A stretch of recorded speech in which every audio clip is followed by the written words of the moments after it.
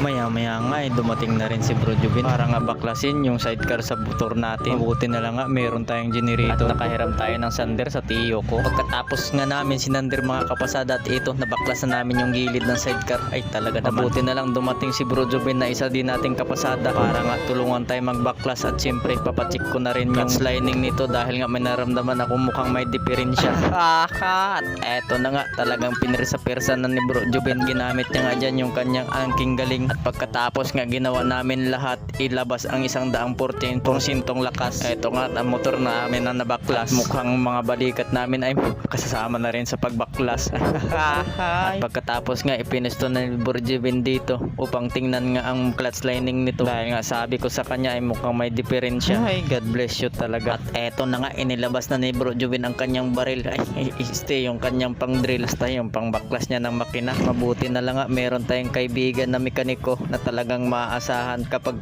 kailangan ko lang mag-aayos ng motor ko na to. Dito nga kanyang binabahagi ang kanyang mga natutunan at hindi nadamot sa akin ang kanyang mga natutunan at talento. At eto na nga talagang nabaklas niya ng gilid nito. At alam niyo ba mga kapasada yung kung anong kalagayan ng makina ko na to? Nagsising ako mga kapasada nung pinaayos ko to sa hindi ko kilalang kabisadong mekaniko. Dahil nga sabi ni Jubin mukhang may diferensya ang pagbalik ng mga clutch lining, clutch plate at iba pa nito. At ito naman si Bro Jubin ayaw niya munang husgahan at talagang binusisi niya pa ito. Katapos nga tinanggal niya na rin tong toser sa gitna para nga isunod niya na rin tong pagbaklas ng clutch plate na ito. Dito nga banda mga kapasada at chinik nga ni Bro Jubin na mabuti ito. Talagang kinilatis niya na husto ito at talagang inalog-alog kung talagang may mga diferensya pa nito. Bago niya nga baklasin ang clutch hub nito. At dito nga mga kapasada binaklas niya na at ginamitan niya ng impact rin. At dahil mukhang matigas ito, minamano niya na lang nga ito para hindi mapirsa.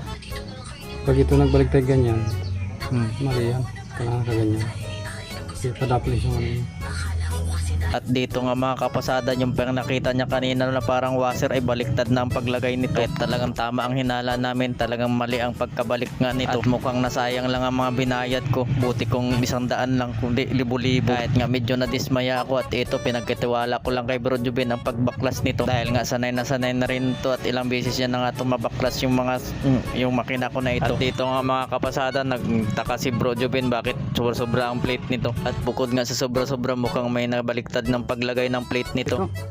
Yan yan. Ito ba? Mali ito. Plate na ito. Oh, baliktad pa. Dapat dito lining. Ganyan. Tama ito. Pero dito nakalap. Lining yan. Madalas yan eh. Lima rin. Dapat lang ito. Ito nagpa-asikip sa'yo bro. Hindi makalaro. Hindi siya maka ano.